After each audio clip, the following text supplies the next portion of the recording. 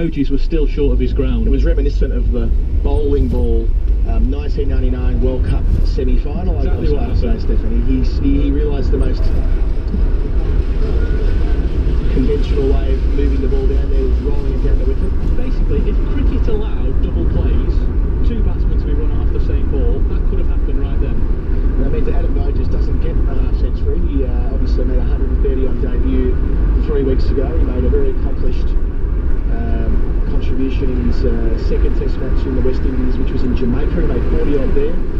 This is only his third innings with an Australian cap on his head, and he's batted well in all three of them. So irrespective of the fact that he's been run out in fairly comical circumstances there, he'll be happy with the start he's made to this Ashes tour. And as you say, Stephen, he'll be an impediment, a big impediment to England at number 5 when the test matches start in Cardiff just a bit over a week from now.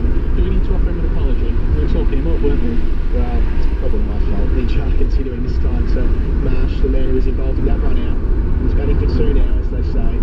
He picks up at least 2 as the ball spills away to the mid-wicket boundary. They're going to consider it 3, but Marsh this time just says no defiantly. We won't be taking any risks on a third run at this stage of the game after a run out in the previous delivery. It's 254 for 5. They're going at roughly 5 and over the Australians after being sent here this morning by Ravi Bapara. He said, we'll have a bat after you when he won the toss this morning, which was curious to say the least, given the state of the pitch and the state of the weather. Hot day here in Chelmsford. Jar gets a Marsh this time, hitting the ball hard into the wicket, back to the bowler clip, hitting his follow through. The thing with the run out is, I can't see how it was Marsh's call. It's gone to point, but on square at least. I don't think it was behind square. He can't have seen the angle, he can't have seen how close that was to the point fielder. It seemed a bit lackadaisical there, to say the least. Defending this time into the offside. That's a flatter dart from Randall. He's using that angle to get wide on the crease and to try and drift the ball into these pair of right-handers. It's Neville who's joined Mitchell Marsh. It's his first innings on tour as well. The reserve wicketkeeper with Brad having taken a breather. Marsh this time hits the ball straight into the man at short leg, comes off his shoulder, straight down. No run scored. It's the end of the over. 2-5-4 for 5 at the end of 52 overs here at Chelmsford. Mitchell Marsh is on 29, playing an innings which will be one of the most important innings he's played in first-class cricket so far. If he can go on and make a second 100 in consecutive starts, it'll be very hard for the Australian selection panel of Rodney Marsh and Darren Lehman to lead him out of the first test, especially as Shane Watson threw it away, I would say, for 54 about half an hour ago. Sticking Adam Bogies on the barbecue aside, what has Mitchell Marsh got to do to force his way past Shane Watson? It's runs. It's purely an equation of runs. They're both very adequate bowlers. Watson, I would say, is ahead of Marsh for the most part. But that's with the ball, that is. But it's going to come down to runs as to who plays in Cardiff. No doubt about that. Samsbury continuing. Is there left outside the off stump. Is there a question over how many overs Shane Watson can bowl? No, I don't think there is. He has to bowl in this match to prove his fitness, but as far as when he's fit, he's never had a problem bowling. He's never had a problem with the heavy workload, but the way you've got to frame it up in this particular series is that we have Australia, who's got 3 very effective fast bowlers at the moment, with Hazelwood, Stark and Johnson, and of course Harris is injured and most likely won't play in Cardiff now, you wouldn't imagine, but those 3 quicks won't have a huge amount of support seam up. The idea of having a fourth seamer is in the event of a breakdown or an injury mid-match. Salisbury continues, defended here by Neville, his second ball into the offside, no score. But what about the very specific job that Shane Watson has asked to do with the ball, i.e. come on and bowl very dry for 5 or 6 overs? Is that particularly how successful he was 18 months ago during the 5-0? Is that taken into consideration? Well, put that in perspective. That 5-0, Shane Watson bowled 50 overs in that series, so that's an average of 10 overs per match, or 5 overs per innings. Now, of course, that was an outlier owing to how quickly some of those English innings were wrapped up. It's Salisbury again. Neville off the mark nearly. No, he's not. There's a late call of no. It was pushed behind square, but not quite on an angle that they could get around for a single, so it remains at 2-5-4 for 5. So he only bowled those 50 overs in that series, and you'd expect that that's all he would bowl in the series anyway. I come back to my principal point, which is that the Australian fast bowlers won't need a huge amount of support. As you say, maybe some before tea or before lunch support. Maybe if there's belting tracks that require the hard graft, one of the two will need to bowl a few supplementary 3 overs before the new ball, but not a massive workload. Salisbury, defended again by Neville, picked up by the bowler in his follow through. So what you're really going back to then is, what's more important? The guy who's going to bowl maybe 8 to 10 overs in an innings, or maybe at the most 20 in a test match, or a guy batting number 6? And I would say is the latter. It's how many runs are you getting in that number 6 position, which is an important place in the batting order, especially to rebuild an innings that's gone wrong at the top, or indeed to drive the ascendancy home if they're 4 for plenty. So I think that's where Mitch Marsh needs to show today, if he can, in back-to-back hundreds, if he can get there today, if he were to do such a thing. He's got that ability to really pile it on. But up the non-strikers end, his delivery levels that go outside the off-stump. At their best, who is the best? I think Watson is sort of it's too hard. Watson's got massive ball, so he's got a natural. Marsh has got potentially take the test ball. The very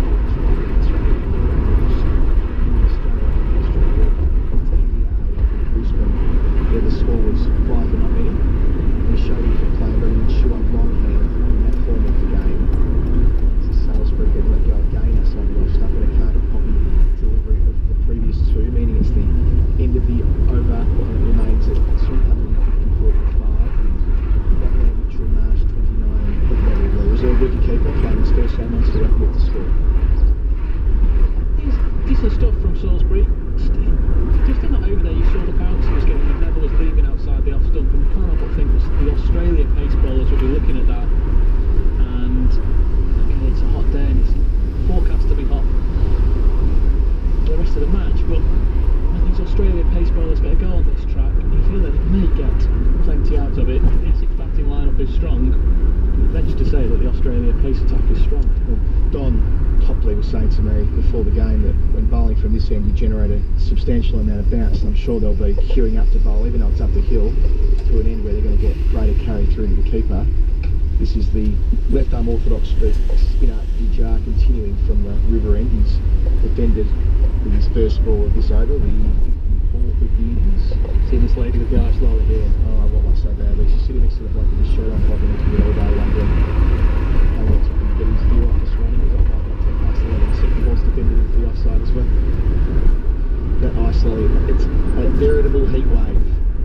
What we have here in England today, as we were saying earlier, on the tube, the messages are going out to drink your water, jump off the train if you're feeling ill. It's quite cute really from an Australian perspective to the temperatures we get during our summer. This time Marsh turns the strike over. That's a well-timed drive to the man at mid-off. He's set quite deep though, so they're able to cross for 1 and the score 2-5-5-5. What must you think? I heard a message on the radio this morning telling employers to let people travel outside of the normal rush hour in case it gets too hot on public transport, that trains may have to stop running because the lines get too hot. What must you think of us? Yeah, it's a fraction unorthodox. It's a mild day in summer for us, of course. Neville driving well in a similar way to what Marsh did the ball before, but can't beat the bowler this time. He stops it in his follow through. But just returning to that Marsh-Watson equation, just got one last bite of a cherry, which we'll do after this mid-dart delivery. He's closing in on the crease now and delivering. Neville works just behind screen. He will get one and he will get off the mark. Young Peter Neville, well not young, he's 30 now actually, but he's the next in line for the Australian keeping throne on the assumption that Brad Haddon retires at the end of this Ashes series. He could be the first choice Australian keeper as soon as October when Australia play in Bangladesh, not long after the conclusion of this Ashes series. So, good opportunity for him on this tour to get some experience with the green helmet on. Marsh takes another lovely drive to the man at now. He's 3/4 of the way back. He was halfway back, now he's 3/4 of the way back. The man at mid-off. That's Tom Moore, isn't it? The man who bowled so well this morning. It's the end of the over. 2-5-7-for-5 is the score with Marsh 31 and Neville 1. On the subject of the weather, you want to be here in the winter when we get the wrong kind of snow. Sleety kind of snow. We just get the wrong kind of snow, so it'll snow and trains will stop running. Or they'll tell us, trains can run through the snow. Oh, not through that snow, it's the wrong kind of snow. Sorry. Or when we've got leaves on the line, there's leaves on the line, the train can't run. Wrong kind of leaves. Wrong kind of leaves. Salisbury will be continuing from the Hayes close ends to Marsh, who we've been fascinated with the progress of in this test match. He bends down to face that very strong torso of his over the bat. Pushing this time to mid-wicket, upright, but fielded, and the batsmen remain as they are, and the score remains 2-5, 7 for 5. Marsh, you just get the impression that he could be a long-term number 6. He made 87 at Abu Dhabi against Pakistan in very challenging circumstances in November. Came in at 5 for 100 with the Pakistan spinners and pace attack running a marketing. Played an incredibly mature hand that day. And like I said, he made that double 100 in Brisbane last year for Australia A, and a very impressive 100 where he found an extra gear last week. He seems to have all of the skills. I don't want to moz him here though. He's facing up and this time dry. He gets a stunning drive from Mitchell Marsh. Straight past the bowler, into the fence at a rate of knots. That's timed superbly. 4 runs there, taking him to 35, and the score to 261 for 5. That is a delightful cricket shot, Stephen. What did you say, moz him? Is that jinxing him? Moz, jinx. Put the mockers on him. I think you can put the mockers on him every delivery if he's going to play shots like that. That's one of the strokes of the day. Straight back down the ground. It's a little bit over pitch from Salisbury. Marsh has lent into that, and it's gone just the offside of the non-striker stump. He's looking just the way he did in the first innings at Kent last week, playing drives like that before he was dismissed. He's facing up again now, and he's nicked it through what would have been the 2.5 slip region, but it's too high for any slips called. It spears away to the 3rd man boundary for 4. That was a loose stroke. That could have easily been one that may have gone to hand had the edge been more faint. But he gets 4 runs for his enterprise in any case. He's on 39, and the score ticks along to 265 for 5 here at Chelmsford. Two ends of the spectrum, lovely straight drive and sort of wild flash down to the 3rd man, or sort of ice lolly region as I like to call it, right from the lady with the ice lolly. He's devoured it now. I was going to offer about 10 of them. Oh, between that and Don Topley's Young Money 2 World Cup year, we're going to pay a lot of money for things that are coming into the commentary box today, Stephen. It's Salisbury again now, climbing that hill. Picked up in the offside, no run scored. Getting a call in the back of the box saying it's Salisbury, not Salisbury. I can go with that. The matter of pronunciation, I see the way it's spelled and the way it's said are obviously There's a man at odds with each other somewhat. I think a man has just applauded you there for getting that right. Oh gosh, that's it. I'm going really well there, aren't I? Green cap in front of us, actually. I wonder if he can hear me. Can you hear me, sir? Wave if you can.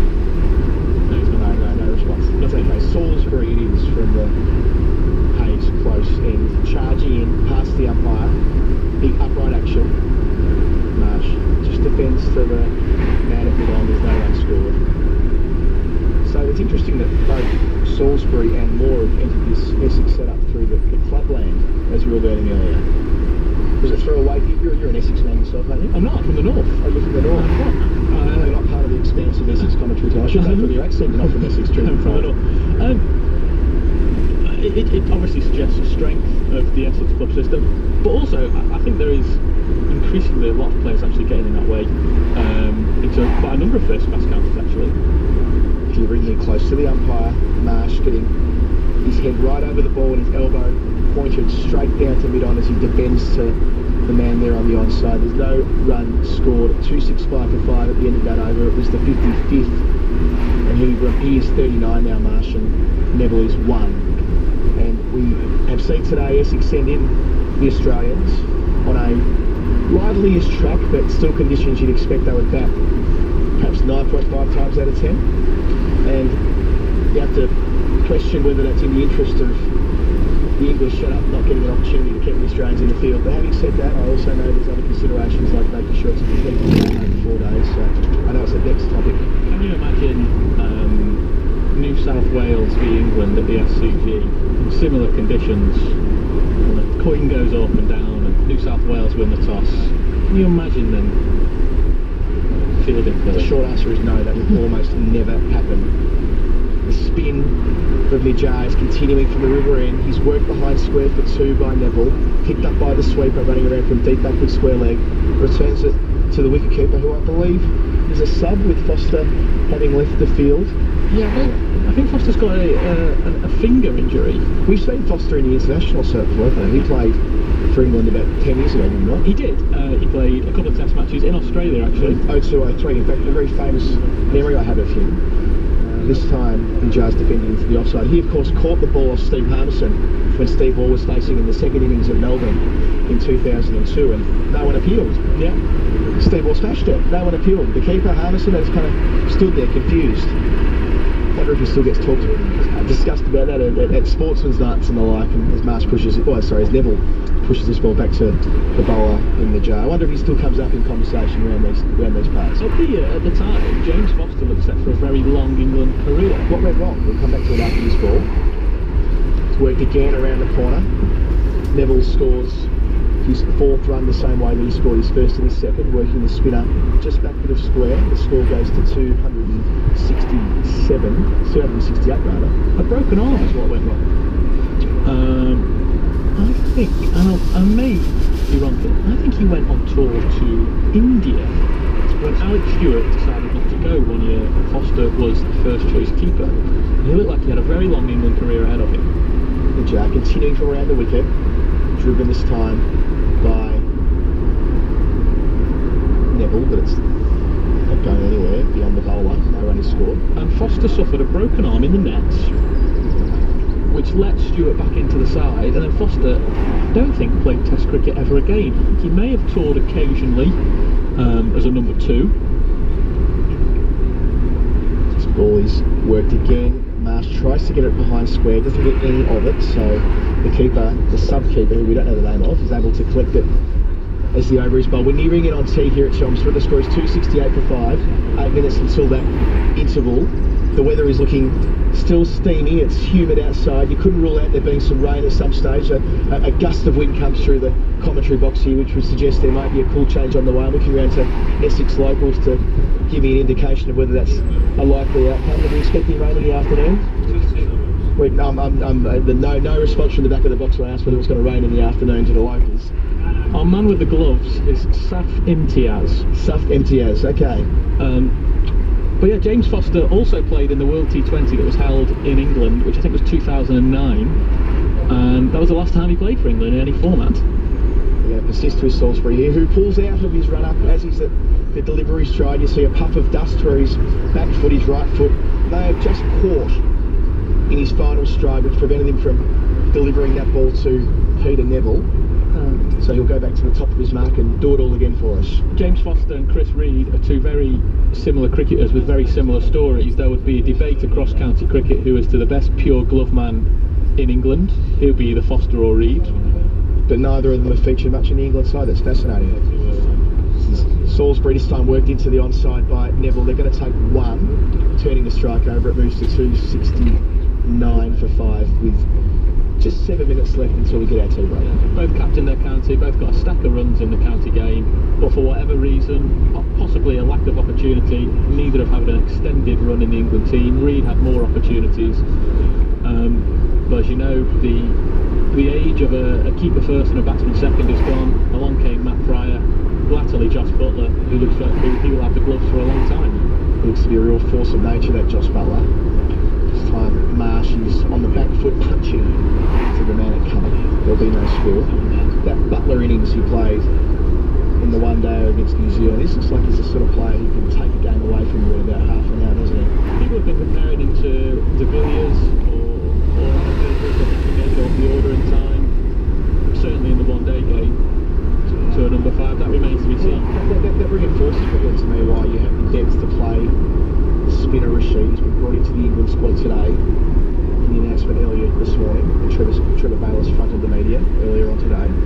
Salisbury's in here. Mitch Marsh, with great timing, is defending to mid off. He's just put the bat out there. It's speared straight out to the man in about 1 second flat before it's gone to the mid off, but there's still no run. Rashid now at number 8, conceivably, do you think, or is that pipe dreamish to think a leg spinner will debut in Cardiff? I would suspect that the only way that Adil Rashid will play in Cardiff is if England played 2 spinners. Oh, I agree with that. I would say Ali coming up to 5, Moeen Ali to 5, Rashid to 8, Butler, and then having Butler staying at 7 and Stokes at 6 could be a viable combination. Come back to that after his delivery. Marsh pushing into the covers, no run is scored. Is that remotely viable? Can have Moeen Ali batting at 5? I wouldn't have thought so. I don't think Moeen Ali's got a lot of runs in county cricket. He bats in the top 3 for Worcestershire. He used to open, didn't he? He did. He opened in all formats as well. Right. And he did get a very good 100 against Sri Lanka last summer in a rear guard that almost saved England a test match. However, one of the best innings, we've got talked up as one of the best innings seen in modern memory, that innings, I recall. However, over a long period of time, he probably hasn't done enough to suggest that he could bat in the top 5 at test level. first class numbers don't support that. Interesting. Salisbury pushed in for the offside again. Carbon copy this time to the man of cover rather than mid off, and no run to score. I'm talking about his England performances haven't really suggested that he could bat in the top 5. I would suspect that actually, perversely, the man who was most vulnerable to be left out in Cardiff would be someone like Mark Wood. If England wanted to play 2 spinners, they would have Stokes to bat at 6, Broad and Anderson as a 3-man seam attack, Moeen and Rashid as 2 spinners. So you're counting Stokes as your third seamer in that equation? Which he was when he first got into the England side in Australia in Adelaide. Indeed it was, when they played the spinners Panesar and Swan. Salisbury at the moment, who's clipped beautifully off the pads of Marsh, but it's straight to the man at mid-wicket. So some good cricket shots in that over by Marsh, but no runs forthcoming from him. It's 269 for 5 here at Chelmsford, with Marsh on at 39 and Neville 5. I see where these theories are coming from, because Moeen Ali can bat, Adil Rashid can bat. England are blessed with a lot of all-rounders. The fact of the matter is that Moeen Ali and Adil Rashid are picked primarily to bowl. This debate has come from the fact that Gary Ballantyne and Bell have struggled for the last 4 test matches or so. Balance has actually, in a very short career, has got credit in the bank. I would be stunned if England don't persevere with him for a little while yet. But credit which may have diminished on account of the fact of the sort of bowling that got him out against New Zealand, which of course was very powerful left-arm bowling from Trent Boult, and that's what the Australian seam attack principally will be with Johnson and Stark. I just suspect if England are looking for someone else to bat in their top 5, they will look outside of Moeen Ali and will be looking at an Alex Hales, a James Taylor, a Johnny Bairstow, who's done very well recently. I can't imagine that Moeen Ali would be promoted anywhere higher than number 6.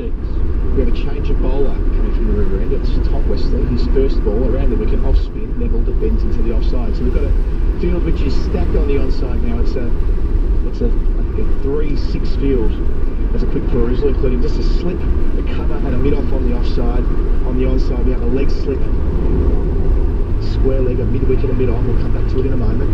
It's pushed through that onside for 1, managing to pierce the gap between the bowler and the man at mid-wicket, trickling out to mid-on for just a single, putting Mitchell Marsh on strike. I imagine Mitchell Marsh will fancy some off-spin bowling facing the over leading up to the tea break. I just wonder if we're in Mitch Marsh's zone here. Open window, long gone. I think I might be in the game. Well, the young man Moore is moving back to that long-on position now, right in front of our commentary position, to Marsh, who this time plays cautiously to the man at mid-wicket. Score remains 270 for 5. We have about 90 seconds before tea, so maybe the reason he's bowling this over Tom Westley is to get another one in from the far end. One of those 90-second overs. Marsh is forward, defending, straight back to the bowler. He collects the ball and does get back to his mark rather promptly, so that would suggest to me they're trying to get around before 3:40 for one more over. It might be a device in just pushing through rather than a tactic in trying to take a wicket before tea. This time he bowls to, Marsh plays a glorious strike through the extra cover region. Do not need to run for that. Trickles into the boundary fence, 4 run is signalled. He moves to 43, the score 274 for 5, just took 2 paces down the wicket, leant into that drive, timed it superbly. Mitchell Marsh is an outstanding nick today at Chelmsford. Yeah, not the stroke of a man playing for tea. However, if this over had been bowled, I reckon, an hour into the session, I think we're in the game. Well, I don't know about that. I think this is a fairly buffet style bowling at this stage. Maybe a fraction better than that, but we have to see evidence of it yet. He turns a strike under for 1 here, Marsh. I think we the fielders. We're the fielders. As in, we up here. I thought you were using the we. No. We as Plural, we as in the... No, I think commentary team, open window. And that will be tea as the players start to slowly make their way from the field. The score is 275 for 5, or 5-275 if you're listening through ABC Grandstand in Australia. It was a session where we saw wickets fall with Adam Voges run out. Actually, the first wicket to go was Shane Watson. He chopped on for 52. He looked very good for 52, but that's the way Shane Watson is. He tends to look very good for 50-odd before chopping on. The bowling of 10... How do I pronounce his name? 10 Dorstrat. Ryan Tendescarter. Tendescarter. That's one way of looking at those letters put next to each other. Tendescarter. He knocked him over for 52. And Adam Voges, of course, was run out with a mix-up he made with Mitchell Marsh out there at the far end. The Hayes close end, he was removed for 49. The scores ticked along at a quite brisk rate of 4.73 runs per over. That's 2.75 for 5 at the tee interval. So it's a very good session for Australia. They're at a position now where you think that they can bat comfortably through to about 400 before the day has come to an end. We've got a note passed through here, which I'll leave you to read out, given you're the local, as it were, and it's about temperature. Apparently, it's 36.7 degrees at Heathrow, which makes it the hottest July day on record. I'm always slightly sceptical about this because when did records begin? When did they begin? Call it in. No, I know they have records here for at least 250 years because it was the wettest summer in 250 years in 2012. So that goes back a very long time. Well done, England. Well done, global warming. Jolly good effort. I'm told here by Pat Murphy the record was set this summer. So, the only record, sorry, set this summer. I've butchered Pat Murphy's gag from the back of the box.